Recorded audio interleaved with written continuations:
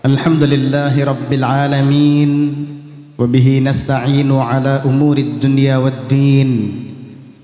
Wa sallallahu wa sallama ala khatamin nabiyyin Sayyidina wa habibina wa maulana Muhammad An-Nuril Mubin. Wa ala alihi wa sahbihi wat-tabi'in. Salatan wa salaman daimaini mutalazimaini min yawmina hadha ila yawmiddin. Allahumma salli wa sallim ala Sayyidina Muhammad Nurika as-sari wa madadika al-jari wajma'na bihi fi kulli atwarina wa ala alihi wa sahbihi ya nur. Amma ba'd.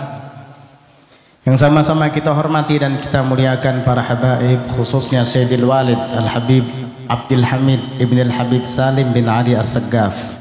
Dan yang sama-sama kita hormati para habaib lain yang tidak bisa ulun sebutkan nama-nama beliau satu persatu, khususnya tamu kita yang berasal dari negeri seberang, yaitu Pulau Jawa di daerah Semarang, Fadilatul Habib Abu Bakar bin Salim Al-Attas.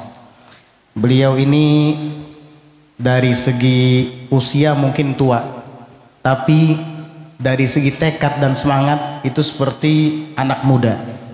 Karena di mana-mana ulun sering ketemu dengan beliau. Waktu ke Palembang ketemu beliau. Waktu haul kemarin di negara Al-Habib Ibrahim Al-Habsyi ada lagi beliau. Di mana-mana beliau ada, dan alhamdulillah ketemunya di tempat-tempat yang baik. Dan sekarang pun beliau berhadir, subhanallah. Mudah-mudahan Allah sehatkan beliau dan panjangkan umurnya, amin. Beliau juga habib. Tapi kenapa beliau juga senang mengunjungi para habaib dan berziarah ke makam-makam mereka? Karena rasa cintanya kepada habaib. Loh, habib juga dianjurkan untuk cinta kepada habibnya. Iya, sama. Habib, orang-orang bukan hanya disuruh untuk mencintai habib saja, habib juga disuruh untuk mencintai orang lain, termasuk sesama habaibnya. Itulah yang dimaksud dengan rahmatan lil alamin. Kita disuruh saling mencintai, bukan saling membenci. Habib cinta kepada sesama habaib. Habib cinta kepada umat Nabi sebagaimana umat Nabi cinta kepada para habaib. Itulah madhab mahabbah. Jalaluddin Ar-Rumi mengatakan, hunaka turuqun ilallahi kathirah fakhtartu min bainiha al-mahabbah liannaha akhsarut turuq. Kata Jalaluddin Ar-Rumi, jalan menuju Allah itu sangat banyak sekali. Ada yang dengan amal kebajikannya, baca Quran, sholat, bersedekah dan lain-lain. Lalu aku pilih dari sekian banyak jalan untuk sampai kepada Allah, yaitu jalan cinta. Kenapa? Karena saya lihat ternyata jalan cinta itu adalah paling pendek dan ringkasnya jalan untuk sampai kepada Allah Subhanahu wa ta'ala. Orang yang benci tidak akan pernah sampai kepada Allah. Hanya orang yang bermadhab mahabbah lah yang bisa sampai kepada Allah. Mudah-mudahan kita dijadikan sebagai umat Nabi Muhammad yang saling mencintai, cinta kepada para habaib, cinta kepada orang-orang soleh, dan cinta kepada sesamanya. Amin ya rabbal alamin. Juga yang sama-sama kita hormati dan kita muliakan para alim ulama, para guru-guru agama, khususnya tamu kita yang insya Allah juga nanti akan menyampaikan tausiah, Al-Akh Fadilatul Ustadz Al-Haj Hafizur Rahman bin Haji Johan, dan bersama sepupu beliau Al-Haj Syahrullah bin Haj Maqsid hafizahumullah ta'ala wa ra'ahuma. Begitu pula yang sama-sama kita hormati dan kita muliakan Bapak Kepala Desa Kintapura, dan begitu juga unsur muspika Kecamatan Kintab, dan ketua atau perwakilan dari KUA, kantor urusan agama. Begitu pula segenap tokoh masyarakat, hadirin dan hadirat yang dirahmati dan dimuliakan oleh Allah Subhanahu wa ta'ala. Sebelumnya ulun ucapkan terima kasih yang tiada terhingga kepada seluruh para bapak-bapak dan ibu-ibu yang sudi dan senantiasa selalu untuk bergotong royong, untuk bekerja sama dalam mempersiapkan acara haul pada pagi hari ini, haul Sayyidil Habib Salim bin Ali As-Saggaf dari jauh-jauh hari sebelumnya. Semoga Allah Subhanahu wa ta'ala membalas kebaikan mereka semuanya, dan tidak diragukan lagi Rasulullah sallallahu alaihi wasallam juga kelak akan membalas kebaikan mereka. Man asda ila ahadin min ahli baiti ma'rufa falam yukafi'hu fa ana ukafi'uhu yaumal qiyamah. Nabi sallallahu alaihi wasallam pernah bersabda, barang siapa yang mempersembahkan satu kebaikan kepada salah seorang ahlul bait keluargaku, anak cucuku, lalu ia tidak bisa membalasnya, maka aku yang kelak akan membalasnya di hari kiamat. Sallallahu alaihi wa ala alihi wasallam. Al Habib Salim bin Ali As-Saggaf yang pada saat ini kita rayakan bersama haul beliau. Semua orang tahu bagaimana hilimnya, bagaimana kesabarannya. Beliau murah senyum, beliau sabar dan tidak pernah terpaut kepada orang lain. Kenapa? Karena kebiasaan Habib Salim selalu mengalah. Tanyakan kepada orang-orang yang sampai sekarang masih hidup dan bertemu dengan beliau. Tanyakan kepada anak-anak beliau. Beliau, Al Habib Salim, dikenal dengan kesabarannya, dikenal dengan sikap santunnya, tidak pernah punya sengketa sama orang. Kalaupun ada, beliau yang selalu mengalah. Rahimahullah ta'ala rahmatal abrar. Teringat hadis Nabi Muhammad sallallahu alaihi wasallam an Abi Hurairah radhiyallahu anhu anna rajulan sa'ala Rasulullah sallallahu alaihi wasallam faqala awsini ya Rasulullah faqala la taghdab faraddada miraran faqala la taghdab rawahul Bukhari. Abu Hurairah radhiyallahu anhu meriwayatkan, qala, beliau mengatakan, anna rajulan, bahwasanya ada seorang lelaki, qala lin Nabi sallallahu alaihi wasallam, dia berkata kepada Nabi Muhammad sallallahu alaihi wasallam. Lelaki itu mengatakan, ausini ya Rasulullah, berwasiatlah kepada saya wahai Rasulullah, berikan pesan dan kesan kepada saya. Maka Nabi menjawab, la taghdab, jangan marah.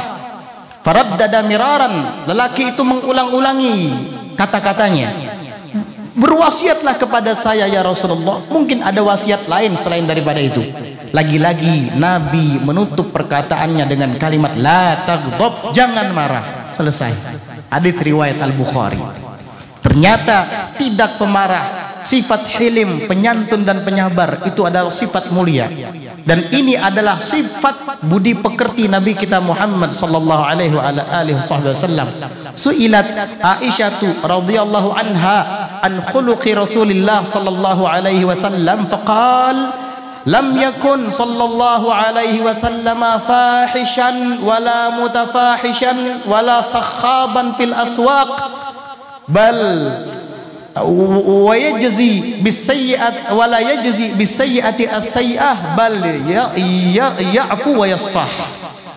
Ditanya Sayyidah Aisyah radhiyallahu anha wa ardhaha tentang akhlak mulia Nabi Muhammad sallallahu alaihi wasallam, maka Sayyidah Aisyah menceritakan, lam yakun sallallahu alaihi wasallam fahishan, Nabi Muhammad sallallahu alaihi wasallam itu tidak pernah berkata jorok, wala mutafahishan, dan tidak pernah pula membuat-buat kalimat jorok, wala sakhaban fil aswaq, dan Nabi tidak pernah teriak-teriak di pasar, teriak-teriak, jerit-jerit, enggak pernah, enggak karuan. Wala yajzi bisayyi'ati as-sayyi'ah bal ya'fu wa yasfah, dan Nabi tidak pernah membalas kejahatan dengan kejahatan, tetapi beliau selalu memaafkan sallallahu alaihi wa ala alihi wasallam. Rupanya akhlak mulia seperti inilah yang diwariskan oleh Nabi sallallahu alaihi wasallam kepada anak cucunya sampai kepada jadduna Al Habib Salim bin Ali As-Saggaf. Penyabar, memaafkan, tidak pernah membalas kesalahan dengan kesalahan yang sama. Sayyidina Ali bin Abi Thalib, murid Nabi Muhammad sallallahu alaihi wasallam sekaligus menantu beliau, yang dari kecil ikut hidup bersama beliau satu atap di dalam rumah Abu Thalib. Belajar dari Nabi akhlak mulia seperti ini. Pada suatu ketika Sayyidina Ali bin Abi Thalib sedang berjalan-jalan dengan dua putranya Al Hasan dan Al Husain. Ketika beliau sedang berada di tengah-tengah perjalanan, tiba-tiba ada sekelompok orang melaknat Sayyidina Ali.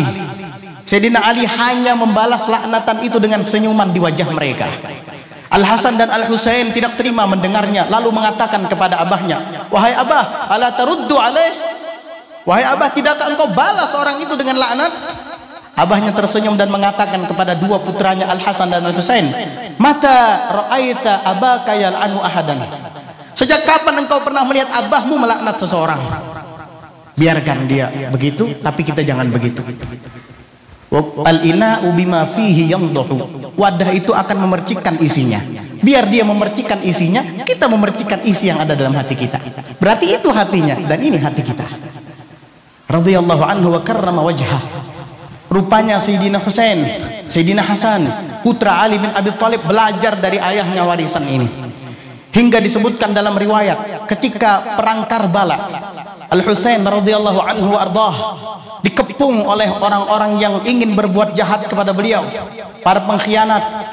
Sayyidina Husain berhadapan dengan orang-orang yang akan memeranginya dengan pedang terhunus. Sayyidina Husain menghadapi mereka dengan air mata. Beliau menangis.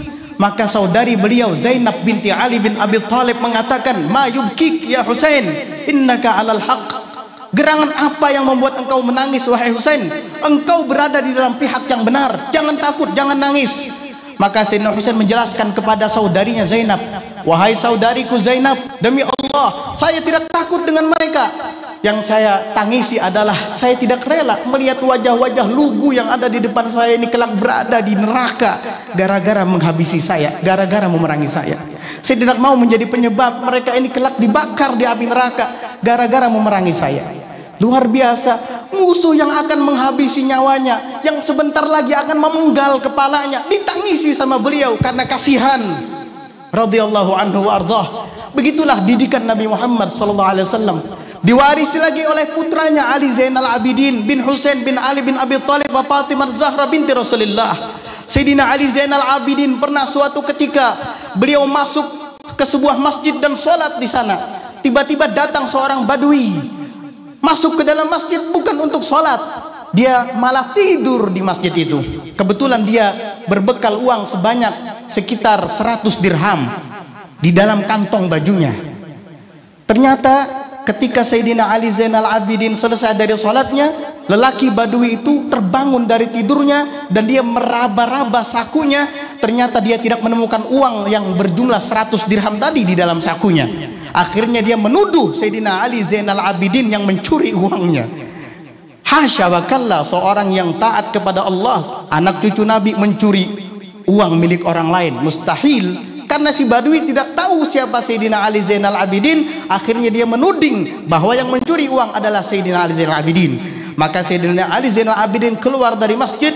Orang itu membuntutinya dari belakang sambil mengatakan, "Dasar maling, pura-pura ahli ibadah, pura-pura sholat, tapi nyolong uang saya." Itu semua orang-orang yang kenal dengan Sayyidina Ali Zainal Abidin sudah reaksi marah.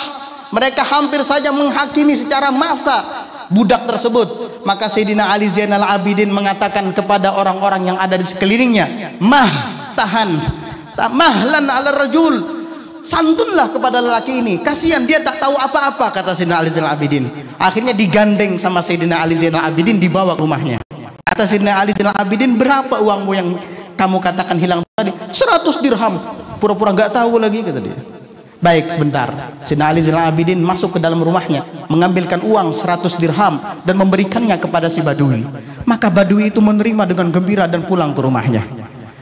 Ternyata betapa terkejutnya si badui ketika sampai di rumah. Dia buka pintu lemarinya untuk meletakkan uang 100 dirham tadi. Ternyata uangnya yang dia kira hilang itu ada di dalam lemarinya, ada di bawah bajunya. Dia yang lupa membawanya. Akhirnya dia malu dan merasa bersalah. Ya Allah, ternyata uang saya ada di lemari, saya yang lupa bawa, tidak hilang. Saya telah melakukan kesalahan besar dengan orang itu. Tapi kok dia nggak marah ya? Kok dia malah memberikan uangnya kepada saya? Malu saya, katanya. Akhirnya dia mendatangi Sayyidina Ali Zainal Abidin, mengetuk pintu rumahnya. Dibuka oleh Sayyidina Ali Zainal Abidin, disambut dengan santun. "Ahlan wa sahlan, alaka hajatun?" Selamat datang, kamu ada keperluan lain lagi? Kan tadi sudah saya kasih uang, kurang, mau ditambah lagi? Itu orang nggak bisa ngomong. Dia langsung bilang kepada Sayyidina Ali Zainal Abidin, "Demi Allah, ternyata uang yang saya kira hilang itu ada di rumah saya. Ini uang yang kamu berikan kepada saya kembalikan lagi." Apa jawab Sayyidina Ali Zainal Abidin? "Nahnu ahlu baiti Rasulillah, idza wahabna syai'an fala nasta'iduh." Kami adalah ahlul bait, keluarga Rasulullah sallallahu alaihi wasallam. Apabila sudah memberikan sesuatu kepada seseorang, pantang bagi kami untuk menariknya kembali. Maka lelaki itu langsung terkejut dan mengatakan, "Asyhadu annaka min ahli baiti Rasulullah sallallahu alaihi wasallam. Aku bersaksi bahwa engkau betul-betul anak cucu keluarga Rasulullah sallallahu alaihi wasallam. Begitulah waris mewarisi, diwarisi lagi oleh putranya Sayyidina Muhammad Al-Bagir. Beliau mengatakan, idza sami'ta min ahadin syai'an takrahu fahmiluhu ila sab'ina marratan wa illam tajiduh falumu anfusakum. Kata beliau, jika kamu dengar kalimat yang tidak kamu senangi dari orang lain, jangan buru-buru menyalahkan dia. Kembalikan kepada kamu sebanyak 70 kali. 70 kali, cari alasan. Oh, mungkin yang dimaksud bukan saya. Oh, mungkin memang saya yang salah. Oh, mungkin cari 70 alasan. 70. Kalau enggak ketemu juga, salahkan diri kamu. Radhiyallahu anhu warda. Begitulah madhabnya ahli sunnah wal jamaah dari kalangan ahli bait Nabi sallallahu alaihi wasallam. Diwarisi sampai kepada anak cucu dan keturunannya. Ada di Hadramaut sana yang dikenal dengan Al-Imam Muhammad bin Umar Abu Murayyim, salah seorang zuriat Nabi Muhammad SAW. Beliau orang soleh, beliau punya ma'lamah di Hadramaut sana. Ma'lamah itu tempat belajar mengajar, di mana di sana beliau mengajari masyarakat yang ada di sekitarnya menghafalkan Al-Quran, mengajarkan ilmu agama. Begitulah ahlul sesuatu memberi manfaat. Gak ada mengajak orang perang, gak ada ngadu domba atau memperbudak orang. Tidak, mereka mengajar, memberi manfaat kepada orang lain. Mereka itu laksana hujan yang membasahi bumi sehingga bumi menjadi subur. Ka'annahum libiqa'il ardi amtaru. Inilah para ahlul bait dari dulu sampai sekarang. Akhirnya apa? Komentar daripada teman dekat beliau, Al-Imam Muhammad bin Hasan Jamalul Lail, mengatakan, sahibtu Muhammad bin Umar Abu Murayyim arba'ina sanatan wa ma ra'aitu ghadib. Aku berteman dengan Muhammad bin Umar Abu Murayyim selama 40 tahun dan aku tidak pernah melihat dia marah sama sekali. 40 tahun aku bersahabat dengan Abu Murayyim, selama itu aku tidak pernah melihat beliau marah. Radhiyallahu anhu arda. Tahan 40 tahun gak marah. Pian, setiap hari marah kita ya, bisa nggak 3 hari aja nggak marah, atau seminggu atau sebulan mungkin bisa nggak marah. Lebih hebat lagi kalau bisa. 40 tahun saya bersahabat dengan Abu Murayyim tidak pernah marah, kata beliau. Nggak pernah saya melihat beliau marah. Luar biasa. Sayyidina Segaf mengatakan, kata beliau, la waqa'at a'malu Muhammad bin Umar Abu Murayyim alal jibal ladakatha. Andai kata amal ibadah Muhammad bin Umar Abu Murayyim jatuh ke atas gunung, tentu gunung itu akan goncang karena banyaknya amal beliau. Radhiyallahu anhu arda. Betapa banyak orang yang hafal Quran melalui beliau.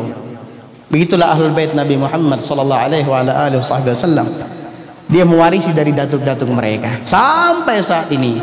Guru kita Al-Habib Umar bin Muhammad bin Salim bin Hafidh dicaci, dicela, bahkan dewasa ini ada yang mengatakan keturunan Yahudi.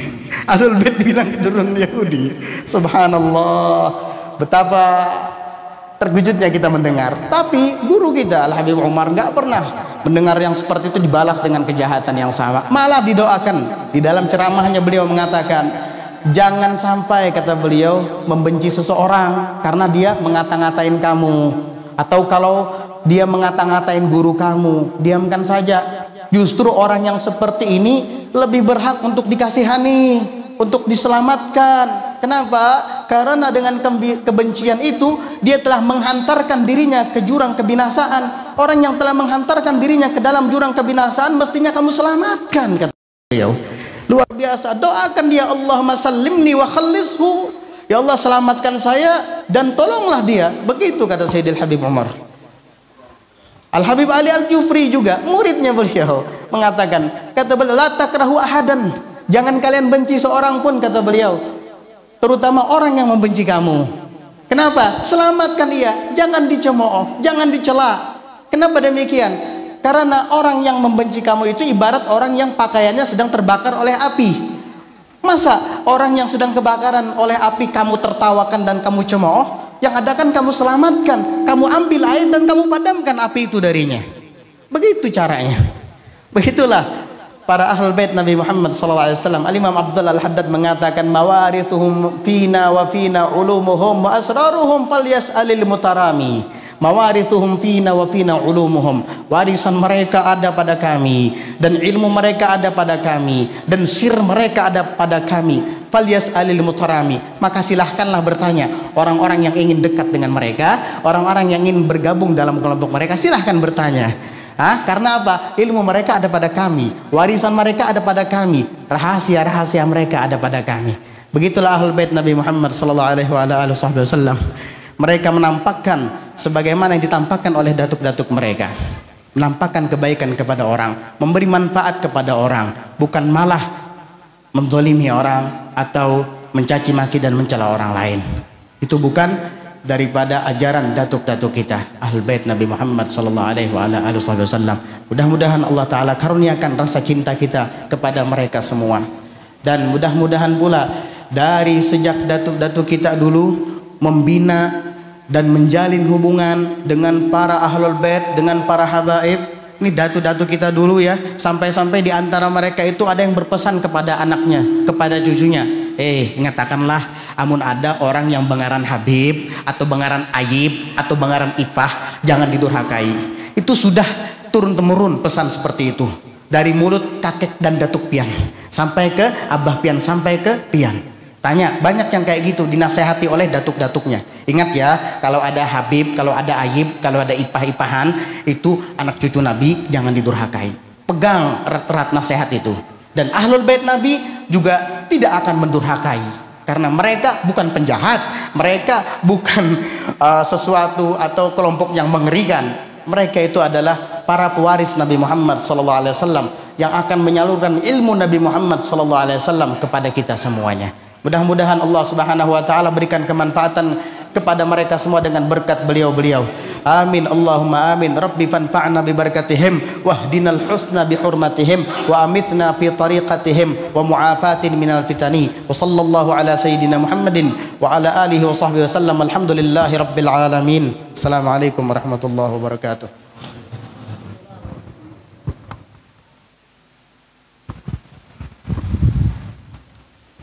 Acara selanjutnya ceramah agama yang kedua yang insyaallah akan disampaikan oleh guru kita Al-Habib Mustafa bin Ali As-Saggaf alaihi falyatafaddal mashkur. Allahumma shalli ala Muhammad wa ala ali sayyidina Muhammad. Tafadhal.